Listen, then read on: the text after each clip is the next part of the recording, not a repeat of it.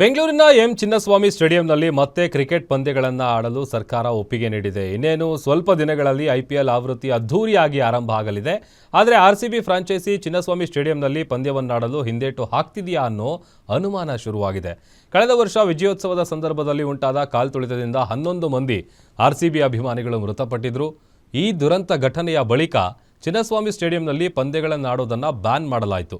ಅದಾದ ಬಳಿಕ ರಾಜ್ಯ ಗೃಹ ಇಲಾಖೆ ಷರತ್ತುಗಳೊಂದಿಗೆ ಪಂದ್ಯಗಳನ್ನು ಆಡೋದಕ್ಕೆ ಪರ್ಮಿಷನ್ ಕೊಟ್ಟಿದೆ. ಆದರೆ ಮುಂಬರುವ IPL ಆವೃತ್ತಿಯಲ್ಲಿ RCB ಫ್ರಾಂಚೈಸಿ ಚಿನ್ನಸ್ವಾಮಿಯಲ್ಲಿ ಆಡಲು ಹಿಂದೇಟು ಹಾಕ್ತಾ ಇದ್ದು RCB ಫ್ರಾಂಚೈಸಿ ಬಗ್ಗೆ KSCA ಅಧ್ಯಕ್ಷ ವೆಂಕಟೇಶ್ ಪ್ರಸಾದ್ ಅಸಮಾಧಾನ ಹೊರಹಾಕಿದ್ದಾರೆ.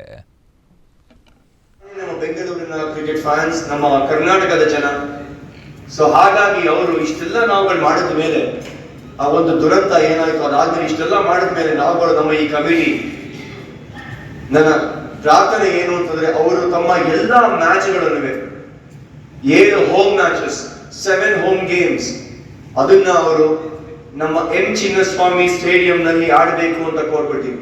ಹಾಗಾಗಿ ಇಷ್ಟೆಲ್ಲ ಮಾಡಿದ ಮೇಲೆ ನಾವು ಇವಾಗ RCB ಪರವಾಗಿ ಕೂಡ ನಾವು ಸುಮಾರು ಕೆಲಸಗಳು ಮಾಡ್ಕೊಟ್ಟಿದೀವಿ. ಅವ್ರಿಗೆ ಒಂದು ಸ್ವಲ್ಪ ಸುಲಭ ಆಗಿರೋ ಕೆಲಸ ಅದನ್ನು ಮಾಡ್ಕೊಟ್ಟಿದೀವಿ ನಾವು.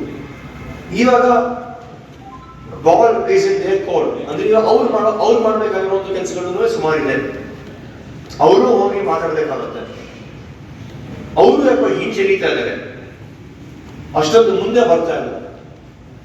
ನಮ್ಗೆ ಆ ಒಂದು ಫೀಲಿಂಗ್ ಬರ್ತಾ ಇಲ್ಲ.